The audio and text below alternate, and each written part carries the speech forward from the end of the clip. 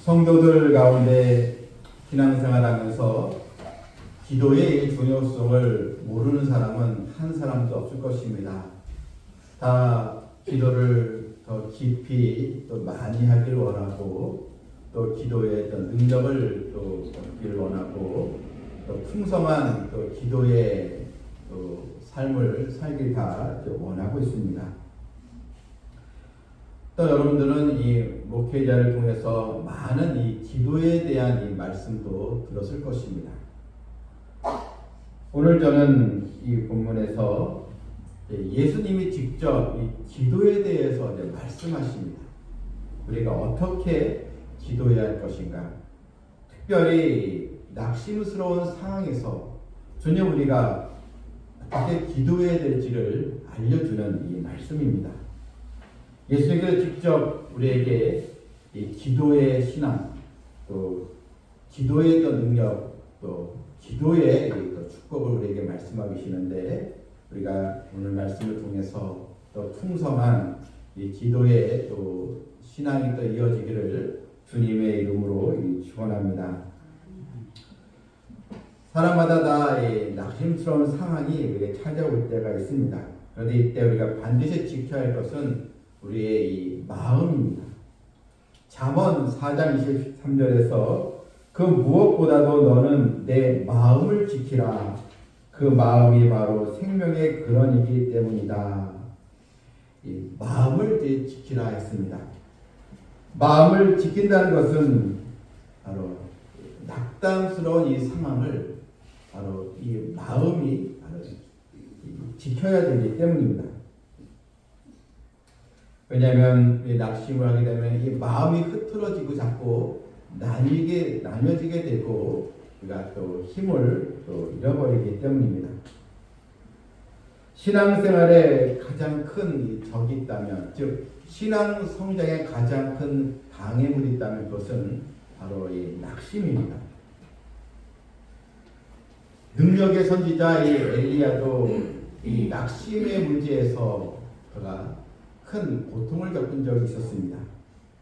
능력의 선지자, 이 불의 선지자라고 하는 엘리야가 갈멜산에서 850명의 우상 숭배자들, 이방 선지자들과 대결해서 큰 승리를 이제 거두었습니다. 그렇게 승승장구했던 이 엘리야가, 그런데 아합의 왕비인 이세벨이 자기를 이제 죽이려고 여러 자객들을 풀고 자기를 죽이려고 쫓아온다는 이 소식에 크게 낙심에 빠지지 않습니까? 큰 또 침체에 빠지고 결국 자신의 이런 형편에 또 그가 실망을 하게 되고, 그런 로뎀나무에 대해서 오히려 하나님께 죽기를 또 원한다고 했습니다. 속히 저를 데려가 주십시오. 이렇게까지 그가 낙심에 이제 빠진 적이 있었습니다.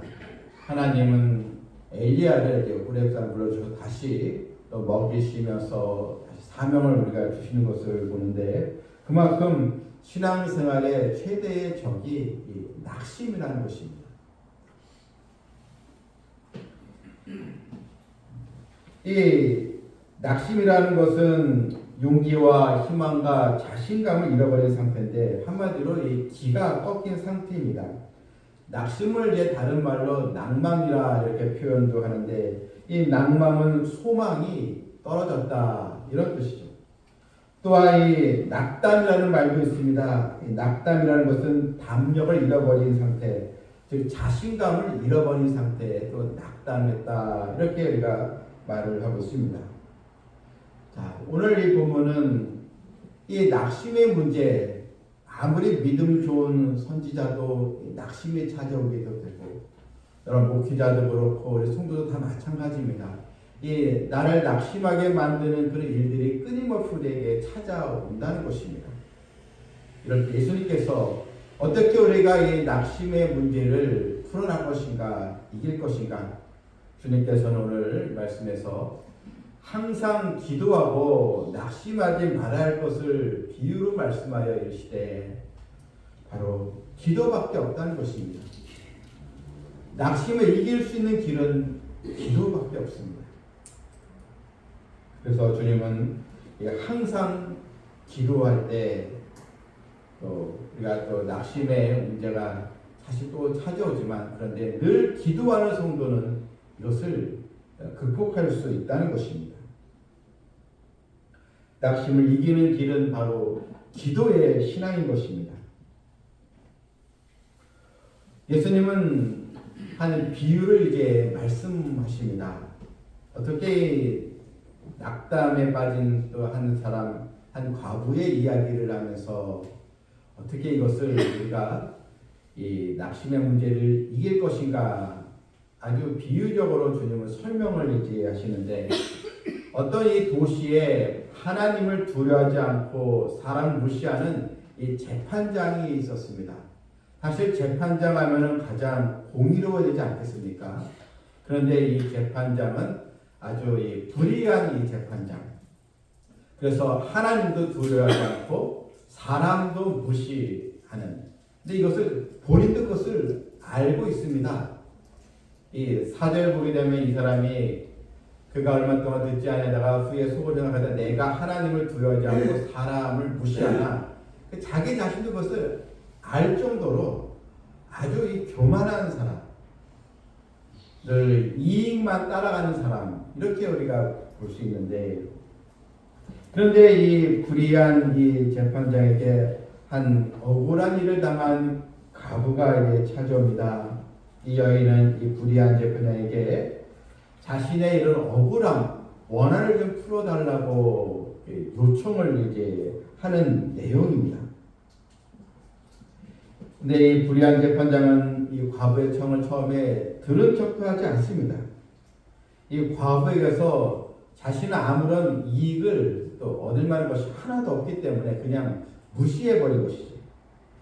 그런데 여인은 자신의 처한 상황이 너무나 또 중차대하기에 그래도 이 재판장에 갈 수밖에 없는 상황. 그래서 그가 포기하지 않고 결국 재판장에 가서 자신의 원한을 이제 풀게 되었다. 이것이 이제 예수님께서 말씀하신 이 내용입니다.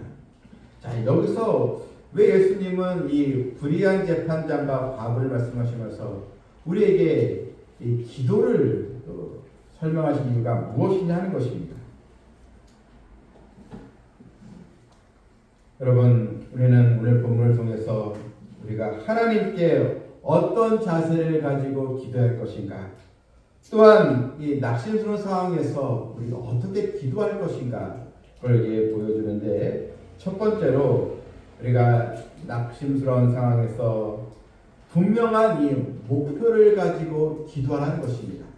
그냥 대충 기도하지 말고 하나님 어떻게 알아서 해주세요 하지 말고 분명한 이 자신의 원인, 문제를 안고 하나님께 그것을 분명한 기도 제목, 목표를 가지고 이루어지기를 간절히 구하라는 것입니다. 이 3절에 보게 되면 그 도시에 한 과부가 있어 자주 그에게 가서 내 원수에 대한 나의 원한을 풀어주소서. 이 과부는 이 원수에 대한 원한을 풀어달라 이렇게 이제 요청을 했는데 이 과부의 목표는 오직 다른 것이 아니었습니다. 자신이 너무나 이 억울한 일을 당했는데 이 원한을 좀 풀어달라. 여러분, 이 원한이라는 것이 무엇입니까? 아마도 이 불쌍한 이 또 과부가 억울한 누명을 또 덮어 썼든지 아니면 또 억울한 일을 당해서 또 재산을 빼앗겼든지 어쨌든 이 재판장에게 가지 않고서는 도저히 해결할 수 없는 문제. 그래서 이 원한이라는 것이 이것입니다. 저는 무슨 원한 같은 게 없는데요. 이것이 아니고 도저히 내 힘으로는 해결할 수 없는 문제들.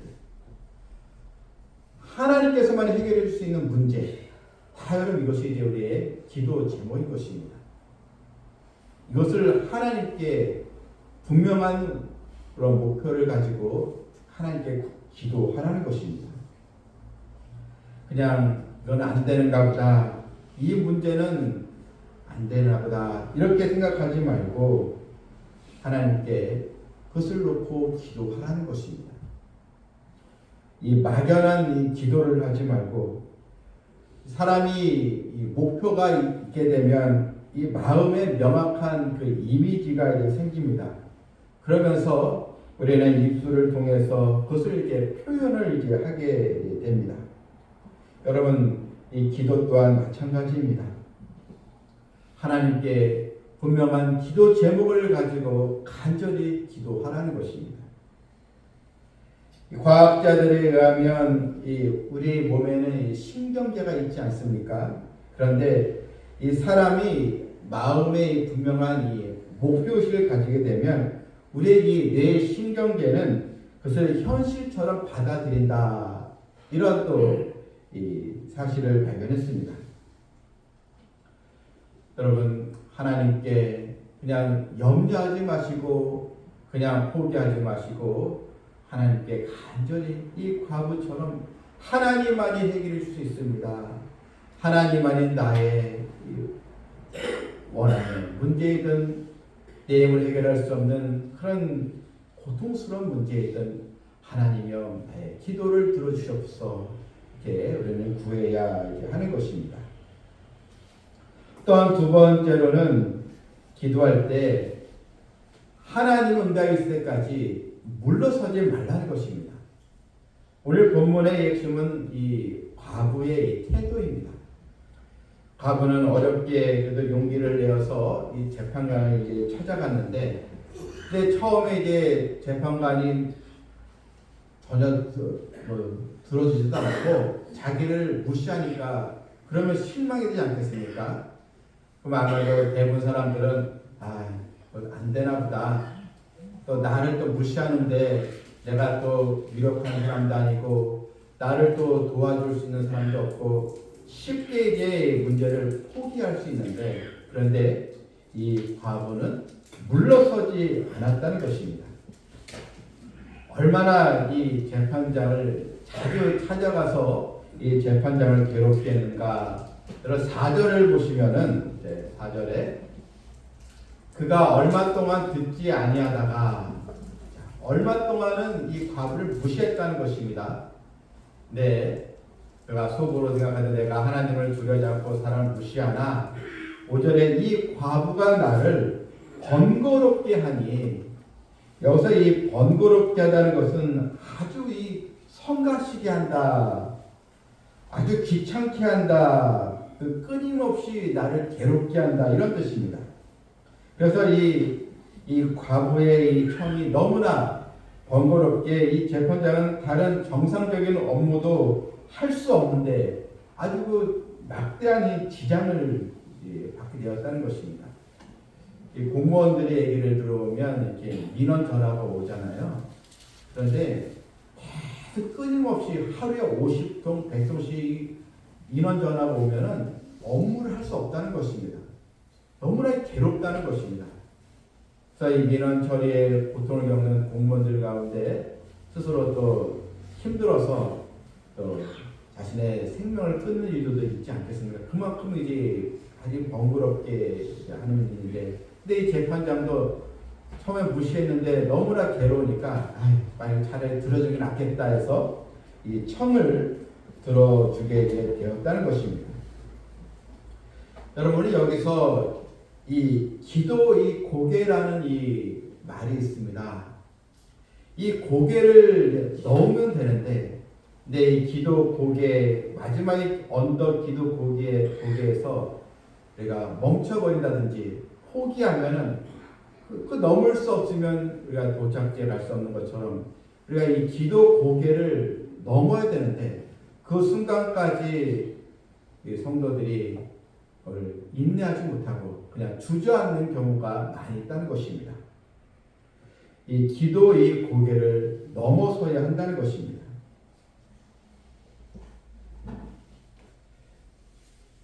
우리나라의 이런 시대적인 지성이라고 했던 이어령 이 교수 이제 며칠 전에 이제 파기했는데, 이분이 이제 하나님을 이제 만나고 나서 체험하고 나서 하는 얘기가 뭐냐면 자기는 좀 또 교수요, 또 문학가요, 또 국문도 학자인데 자기 젊었을 때는 결코 이런 종교에 대한 관심도 없었고 또 성경에 대한 것도 사실 관심이 없었고 믿음이라는 것에 대해서 자기는 관심이 없었다는 것입니다. 그런데 이 딸의 이 간절한 기도, 딸이 아버지를 위해서 기도하고 딸이 먼저 물론 아무래서 먼저 하늘나라에 갔지만 이 딸을 보면서 그런 굉장히 몸이 아프고 힘든 가운데서도 그 아버지를 전도하고 아버지를 기도하는 것에 대해서 정말 도전을 이제 받으면서 결국 이 아버지 예수를 영접하고 영적 세계를 경험했는데 그런데 이분이 말하기를 이 영적 세계에 대한 믿음의 이 문지방을 넘어섰을 때 그때 자기는 하나님의 세계를 체험하고 또 은혜를 또 경험했습니다. 이렇게 고백을 했습니다. 이 믿음이라는 그 문지방 그걸 넘어서니까 처음에는 의심도 있고 회의감이 있었지만 그래 하나님께서 살아계시지 않으면서 이 마지막 자기가 믿음을 포기하고 문지방을 넘어섰을 때 놀라운 경험을 했다는 것입니다. 여러분 우리의 기도 생활도 내가 넘어야 할 그런 기도 이 고개 또 기도의 문지방을 꼭 우리가 넘어야 될 줄 믿습니다. 왜냐하면 처음부터 다 성도들 다 기도를 하거든요. 문제가 생기면 기도하고 또 목사님 또 기도해 주세요 이렇게 또 이렇게 나누면서 기도를 하는데 그런데 이 뭔가 응답이 더디됐을 때 거기에서 이제 멈춰버리고 쉬는 경우가 많이 있다는 것입니다. 이탈리아의 천재적인 그 바이올리니스트 파가나니라고 이 사람이 있는데 이 사람이 이제 음악 애호가들이 모인 연주회장에서 이제 멋있게 이제 연주를 했습니다. 그런데 연주하는 도중에 이제 바이올린 줄이 하나 이제 끊어져 버렸습니다. 그런데도 이 파가나니는 아랑곳하지 않고 남은 이제 세 줄로 이제 연주를 했는데, 근데 좀 지나다 보니까 또 한 줄이 이제 끊어집니다. 이게 두 개밖에 안 남았는데, 그래도 이 두 줄을 가지고 또 연주를 했는데, 근데 그만 또 두 줄 중에 한 줄도 끊어집니다. 이 바이올린 줄이 네 줄인데 세 개 줄이 끊어지니까 한 줄만 이제 남은 것입니다. 청중들은 야 이미 연주는 끝났구나. 이 파가니는 큰 망신을 당하겠네 했는데 그런데 이 파가니는 청중을 바라보면서 이 한 줄로 계속 연주를 합니다. 가장 낮은 줄인 G선이라고 하는 이 줄을 가지고 그가 이 G 아리아를 하면서 한 줄로 연주를 한 줄로 연주를 하면서 사람들에게 G 선상의 아리아를 아름다운 이 곡으로 결국 이제 마치게 이제 되었다는 것입니다. 여러분 우리의 삶의 현장 속에서 마지막 이 남은 줄이 바로 기도줄입니다. 세상의 명예의 줄, 또 돈줄도 끊어졌고요. 여러분 우리가 하나님 앞에 이 기도줄은 결코 끊어져서는 안 될 줄 믿습니다. 이 기도줄을 우리가 또 가지고 또 우리가 또 삶의 문제를 해결해 나가는 우리 성도들이 또 되어야겠습니다. 또한 예수님은 또 세 번째로 기도할 때 믿음으로 기도하는 것입니다. 보면 여러분 7절에 보게 되면 예수님께서 왜 이 불의한 재판장의 비유를 들으셨는가 바로 7절에 보게 되면 하물며 하나님께서 그 밤낮 부르짖는 택하신 자들의 원한을 풀어주지 아니하시겠느냐 그들에게 오래 참으시겠느냐. 자, 하나님은 이 불의한 분이 아니십니다. 이런 불의한 이 재판장도 끈질기게 요청하는 그 과부의 청을 마다하지 않고 결국 들어줬는데 하물며 하나님은 공의로우시고 자비로우시고 긍휼과 사랑이 많으신 하나님께서 더군다나 택한 자녀들의 부르짖음, 이 기도를 하나님께서 그냥 보고만 계시겠느냐? 택하신 자들의 원한을 풀어주지 아니하시겠느냐? 그들에게 오래 참으시겠느냐? 하나님은 불의한 재판관이 아니시기에 너희 하나님의 택함 받은 자녀들의 기도 반드시 하나님은 들으시고 응답해 주신다는 약속을 너희는 믿으라는 것입니다.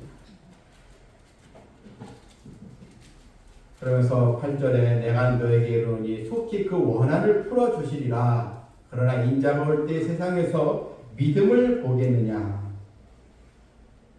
인자가 올 때는 예수는 이 땅에 다시 오시는 이 재림의 때, 종말의 때인데 예수님께서 이렇게 말씀하신 것은 이 마지막 때에는 이 믿음으로 기도하는 자들을 참 찾기가 어려운 시대가 될 것이다. 이렇게 이제 말씀하신 것입니다. 사람들은 특별히 갑작스러운 어려움이 찾아왔을 때 두 반응이 있는데 하나는 내가 이렇게 또 신앙생활을 했는데 또 하나님을 섬기고 교회에서 봉사까지 했는데 왜 이런 일이 발생되었는가 원망하는 또 성도가 있고 또 다른 부류는 그래 모든 것이 하나님의 섭리 안에 있는 것이 아닌가 하나님 모든 것이 합력하여 선을 이루고 계시는 하나님을 믿어 하면서 오히려 더 그러니까 용기를 가지고 기도하는 성도들이 있다는 것입니다. E.M. 반주 바운자라는 목사님은 마귀는 아무것도 무서워하지 않지만 기도하는 사람을 가장 두려워한다라고 했습니다. 따라서 우리 성도들이 기도하지 않는다는 것은 바로 믿음이 없다는 바로 이야기인 것입니다.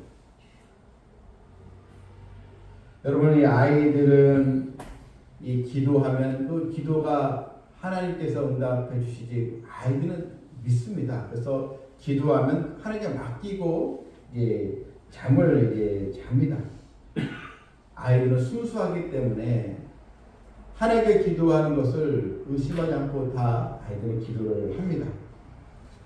여러분, 우리는 하나님의 또 자녀요 또 성도인데 순수한 우리의 신앙을 다시 우리가 회복하면서 우리가 하나님께 간절히 또 부르짖는 또 모든 우리 삶의 원한 문제를 해결해 주시기를 우리가 소원하는 그런 기도자가 되어야 될 줄 믿습니다. 왜냐하면 결국 이 낙심을 이기는 길은 기도밖에 없기 때문입니다. 팔레스타인의 이런 저격수라는 그런 그 실화로 만든 이 영화가 있습니다.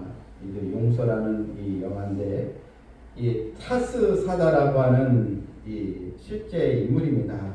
이 사람은 지금 한창 싸우고 있는 그 가자지구 이 팔레스타인의 유대인들을 이제 죽이는 저격수가 있었는데 이 사람은 10살 때에 팔레스타인 무장단체에서 훈련을 받고 저격수로 활동을 했습니다. 그런 여러 곳에서 유대인들을 많이 살해했습니다. 저격총을 통해서 또 이스라엘 병사들을 또 많이 쏘기도 했습니다.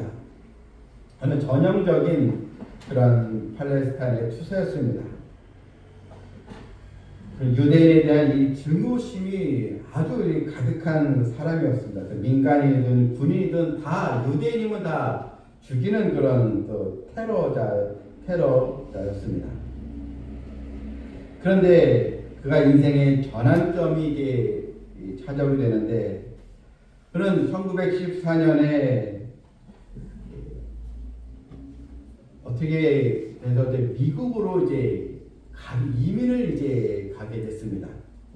그래서 이 미국에 이제 가게 됐는데 거기서 이제 또 캐럴이라는 그런 아내를 이제 얻어서 이제 19년간 미국에서 이제 생활을 하면서 이제 자신에게 이런 또 이런 테러하는 것이 이제 너무나도 그것이 이제 자신에게 또 두려움이 있자 어쨌든 마음에 이런 문제가 또 변화가 있어서 이제 미국으로 이제 가게 돼 거기서 이제 레스토랑에서 일을 하면서 거기서 이제 레스토랑에 있는 한 또 같은 직원이 예수님을 소개하면서 전도를 했는데 그때 이제 하나님이 이 사람 마음을 열어주셔서 이 하나님 은혜를 체험하고 그가 예수님 믿는 자가 이제 되었습니다. 그러면서 예수님을 이제 믿고 나서 그가 다시 소망을 가지고 다시 팔레스타인 그 지역으로 이제 가게 됩니다. 거기서 자기는 그동안 테러리스트였지만 여러분 이런 방법으로는 결코 문제가 해결되지 않으면서 사람들에게 예수님만이 문제를 해결할 수 있습니다. 이 무슬림들에게 복음을 전하는 자로 사역을 이제 하게 됩니다. 많은 핍박을 받았습니다. 마치 사도 바울처럼 그가 폭행자였다가 핍박자였다가 예수 믿고 사도가 된 것처럼 이 사람도 이 무슬림들에게 복음을 전하는 자로 그가 이제 쓰임을 이제 받게 되는데 그가 어떻게 해서 이렇게 변화가 되었는가? 자기는 예수님을 만나고 나서 예수님이 내가 곧 길이요 진리요 생명이요 이 말씀에 큰 도전을 받고 자기도 모르게 예수님이 내 삶에 들어오셨습니다 하면서 자신이 바뀌었다고 이렇게 이제 얘기를 했는데 그런데 이 아버지가 어떻게 바뀌었는가? 그 아들이 하나 있었습니다. 이 아들이 있었는데 이 벤이라고 하는 그 아들이 이 아버지가 미국에 있지만 계속 이제 유대인에 대한 그 증오심을 가지고 있으니까 그래서 자기가 그때 이 아들은 이제 교회를 나갔는데 이 아버지가 굉장히 자기를 핍박했다는 것입니다. 그러면서 아버지가 자기를 죽일 줄 모르겠다. 또 교회 나가면 내가 너를 죽이겠다.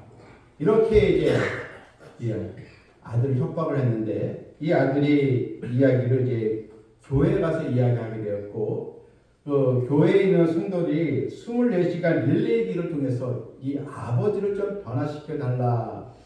온 성도들이 간절히 기도를 이제 했습니다.